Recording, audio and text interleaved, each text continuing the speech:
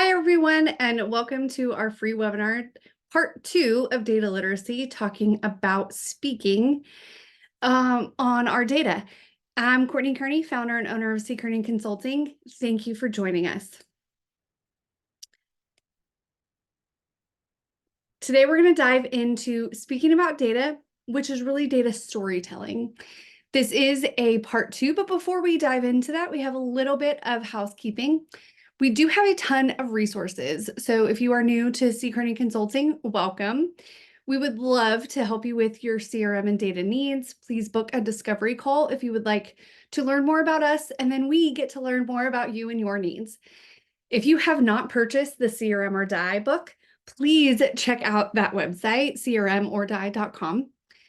Attend a CRM chat July 11th to discuss the topic of today, specifically around data visualization, the visual representation of data storytelling. And then make sure that you sign up to receive our monthly, now we're doing 2 a month, emails. They're chocked full of really good information, tips, tricks, and really good articles. The resources that I used to put this content together, I wanted to give credit where credit is due. Storytelling with Data. There is a 3-part series of these books, and I absolutely love them. The author is fantastic, so check them out if you haven't. Also, we're going to talk about how to use generative AI. So ChatGPT is my chatbot of choice, Evergreen Data, and Data Literacy Project. Just to recap, hopefully you watched the part 1 webinar, or if you didn't, maybe you looked at the recap or checked out the recap article. I'm going to go through this pretty quickly because I want to dive into our part 2, but I don't want to leave anybody too far behind. So really, data literacy, read, write, speak. So reading data takes into consideration, you got to gather the data in that raw form, whether it's from a CRM, an Excel spreadsheet, a database of some other sorts, an ERP, an accounting system.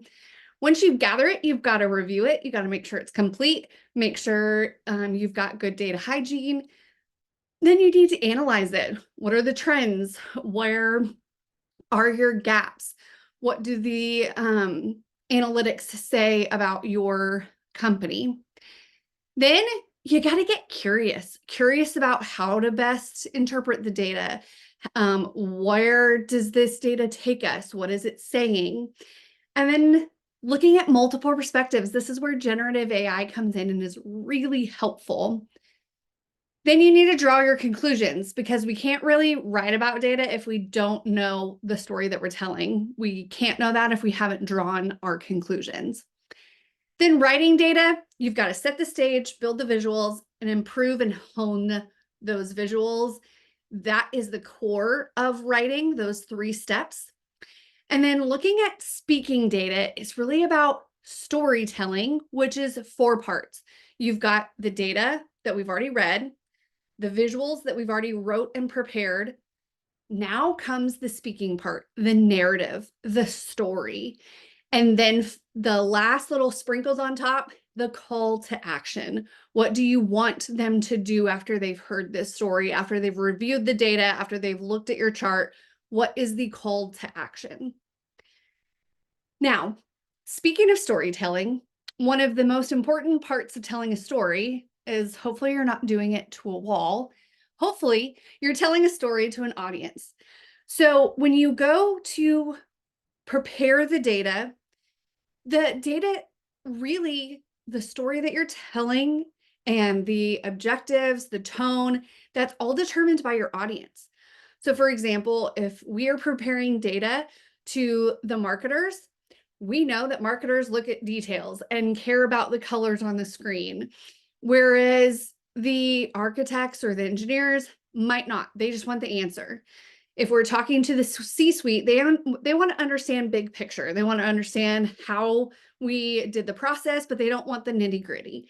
If we're talking to some of the doers, they want to know the nitty-gritty. So everything is dependent as you go through your data and your storytelling process. You have to know the audience. So if you're putting a slide deck together for your stakeholders, you have to think about who you're presenting this information to. And then what is shared is based on what you want your audience to know, what you want their takeaways to be. And then the amount of detail, again, depends on who your audience is. And then finally, that call to action. So are you trying to convince the C-suite that you need more resources, that you need a specific piece of technology? Are you trying to convince the client to hire you in a proposal by using data analytics and presenting that information visually? What is your call to action? And you want to make sure that that is very clear in the story that you're telling, that the data supports that call to action, and that it's very clear in a glance looking at your visuals. So what does it mean to have storytelling with visualization? We're going to look at some examples. Some of these you might remember from part 1, but they've been tweaked a little bit to really hone in on the story that I'm trying to tell. So we've got a before and after. Before, it's a pie chart. You can't see what is the difference. You would have to put those individual labels on there. My eye doesn't really know what story you're telling. Versus the one on the right, it's clear that equipment is the highest expense by 35%, but my eye is drawn immediately to that because of the color cue that I'm using. Looking at the next one, we've got monthly sales on the left-hand side, but really the story that I'm trying to tell is the gap. So May is the biggest gap that was between 2023 and looking at our 5-year average. So really, why did May jump so big? So highlighting that with that gray shadow to show that distance. Now, if I was going to present this on a print, I might change that May to a different color to draw your eye, maybe put some more text on there. But really, you can see the evolution of the before and the after. Looking at our client survey feedback on the left, you're asking your audience to do a whole lot of cross comparison. You're asking them to figure out the cult grayscale and look at the legend in the middle. Versus the one on the right, I'm clearly telling you a story that customer service has the most unresolved, and then the schedule has the most resolved. Now, if that's the story that we're going with, then it's clear. If you want to tell a different story of, you know what, regardless, equipment is doing something right because they have the least amount of tickets on all sides. Depends on the story that you're telling of what you're going to highlight. So again, you have to fully understand your data. You have to understand the conclusions, who you're presenting this information to, and the story that you're telling. On the left-hand side, please don't ever put a table with a chart at the same, it's just way too much. Now, on the right-hand side, same information, just presented differently, showing that for our equipment, the north is the highest for by division. Looking at that, I mean, it just depends on what you're looking at. So the teal is the top division for that specific. So for rent, south is the top division. And then again, for supplies, north is. Now, visually, I could have left those cues out if we were just going to present it maybe staged, if we're doing a presentation. So you have to present or think about how you're presenting the information as well, using those cues. So you can present it A, B, C, D, E, and then our company, but our company might get lost. And really the story that we're telling is that our company has the fewest OSHA violations. So looking at the average, we fall 78.45% below average. That's amazing. Don't be scared to rearrange the columns either to tell the most dramatic story. So if I had put them in, A, B, C, D, E order, then it might not tell such a dramatic story. But looking at it from ours being this small and then company A being this, definitely control how you are presenting and telling that story. I mentioned it earlier, but print versus presentation. So when we are printing something for a proposal, for a cut sheet, for an infographic, for an an advertisement, a placemat, whatever it is, an interview, you have to present the information all at once. So you have to lean heavily on those visual cues to tell the story in a single glance. You'll remember in part 1 that we talked about closing our eyes, opening our eyes. What is your eye drawn to? Using that as a test. But if you're presenting, you have the ability to phase or build as you go. Build your story over time. So some of these examples is if I'm going to print it, this is all I have. I have to be able to tell the story with all the information presented at once. However, if I'm presenting, then I can tell the story over time. I can say, okay, so for 2023, we had a total of 257 opportunities to chase. 200 of those were in scope. That means 78% were in scope. Because of our new no-go process, we determined that 22% of those fell out of the scope that was appropriate for us to chase. Of those that were in scope, we decided that only 70 were appropriate for us to spend time on. And looking at that, that means we pursued 35%. We were very cognizant of our resources, of our time, and we managed them well. This resulted in a hit rate where we had 43 proposals that we won. That's a 62% hit rate. Now, it's the exact same story that I told in print, same information, same numbers, but I was able to talk through it as I presented it. So that looks a little bit different as you do that. Do the work for your audience, regardless of whether you are presenting it in print or in presentation. So this is really hard to read. I'm taking a lot of information in, really trying to contemplate like what is the story versus if I rearrange it, I tell a clear story with my title. We provide the best service and quality in the industry at a fair price. Best service, I've highlighted the teal. Quality, we are the best. And the price, we are not the cheapest. We're not the most expensive, but we are fair. So really, when you look at the 2.75 to a 5-point scale, that is what you're looking at, right? So I've told the story in my title, told it with my visual cues, and now you can take in that information. And I don't have to label everything because our competition is not the story. We're the story. So now let's get into some case studies, looking at really diving into some things that you might be familiar with. Oh, and you can also, add the cues here. So ranked first out of 6 with a 4.25, ranked first out of 6 with a 4.75. This is also if you're presenting, you're able to kind of talk through that. Ranked third out of 6 with a 4.0. All right, now to get into our case studies. This is a common dashboard. We're going to focus on the bottom right widget that is displaying registration information by location. So looking at this, we've got our totals on the left-hand side, and then center A, B, and C, and then finally D on the far right. We have total registrations, and then the first, second, and third sessions. That's a lot of information that you're asking your users to digest. So instead, what if we changed the chart type and presented it where it was just centers and then the totals out on the right so that you don't have to compare the totals in a whole different section. You can just consume it right here. We've reordered them so that the highest or the totals, the center with the most highest total is at the top and then goes down from there. And then it's session 1, 2, and 3. And then looking at the comparison of the start and the finish, you can see that the one on the right is so much easier to consume at a glance.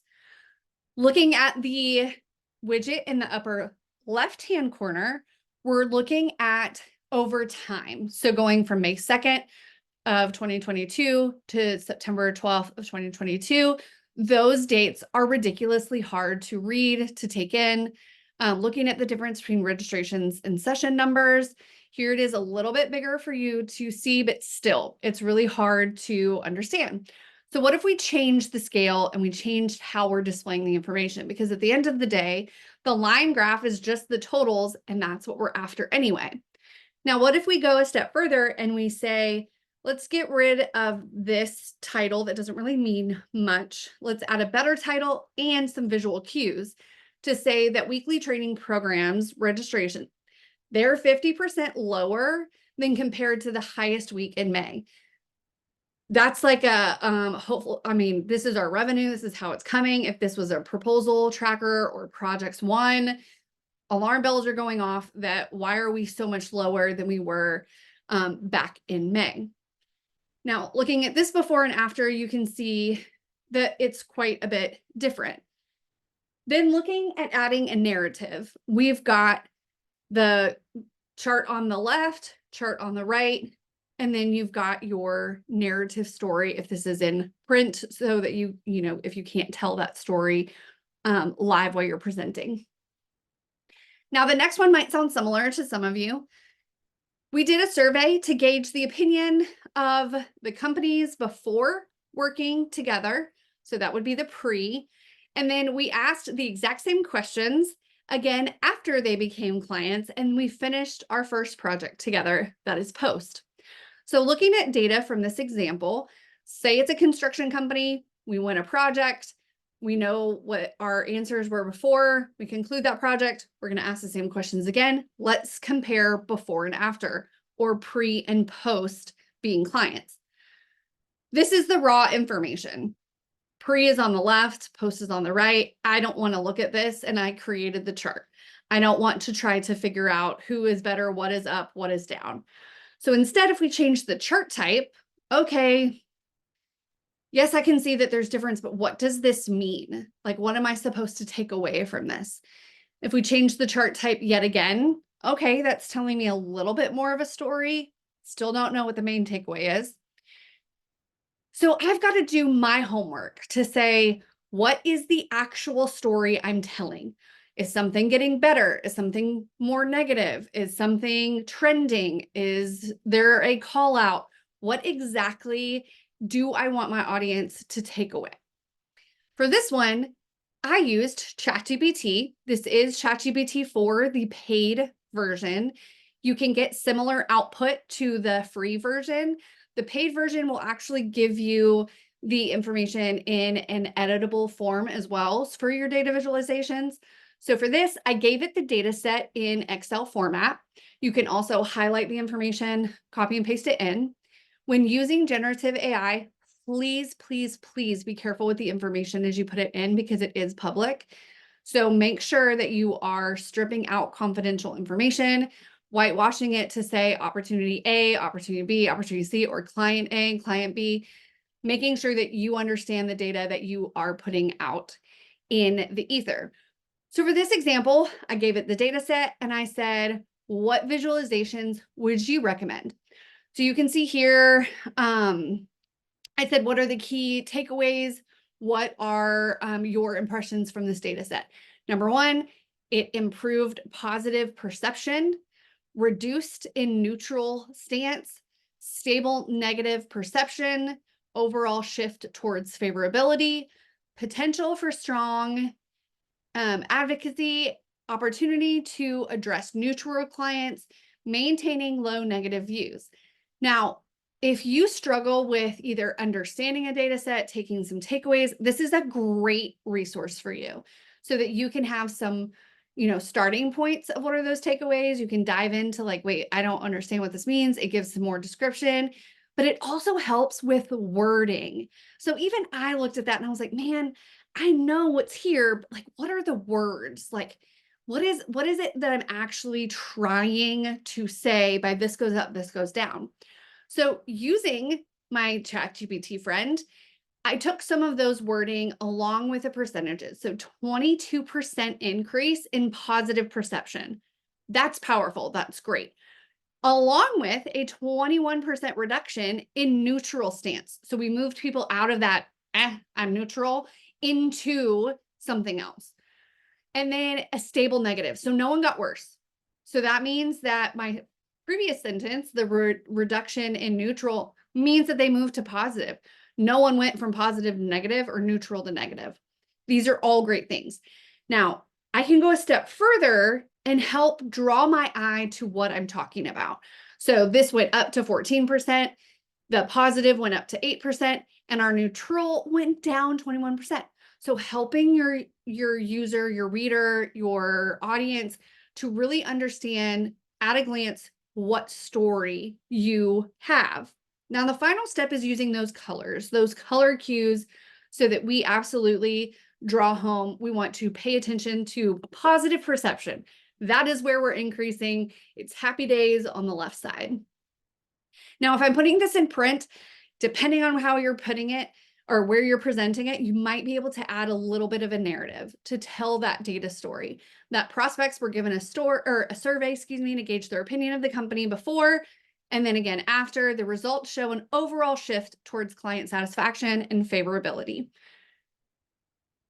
Hopefully, this case study helps you see that before, pie charts, not so much, don't use them anymore. Really hone in on your chart types, use generative AI to understand your data sets, understand those data visuals, ask ChatGPT what data visuals would be good for this example, ask for the takeaways, those key points, ask for, details of those if you don't understand them. Ultimately, you want to draw conclusions, and that requires context. So explore what's noteworthy, what trends do I see, what questions are raised. Hunt, turn the data over in different ways. Turn it over, get, curious about your data, and then you've got to interpret it. What is the story? What is my data saying? And what is the call to action? Become a client. We change perceptions. Hire us. We have a great stellar safety rating. Whatever those key takeaways are, you've got to draw those conclusions and give that context.